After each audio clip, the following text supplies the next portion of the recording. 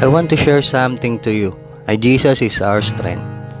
Ayon sa awit 46 verse 1, ang Diyos ang ating lakas at kanlungan at handang saklolo kung may kaguluhan. Lakas at kanlungan. Ang Panginoon ang ating lakas at kanlungan, pero bakit tayo pinanghihinaan? Siguro naiisip natin na di tayo sinasagot ng Panginoon sa ating mga dasal.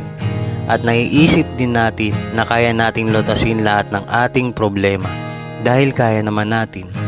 Pero bakit kapag dumating sa buhay natin ang malaking bigat at problema at sasabihin natin, Lord, ginawa ko naman ang lahat.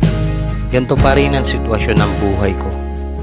At minsan sasabihin natin, Lord, ang daya mo naman. Bakit ganito lang binigay mo sa aking buhay? Sa sobrang helpless mo, di mo na alam ang gagawin mo. At gulong-gulo ka na. At ang mga tanong mo sa sarili mo ay ang kasagutan, ay ang pananalig at ang guidance.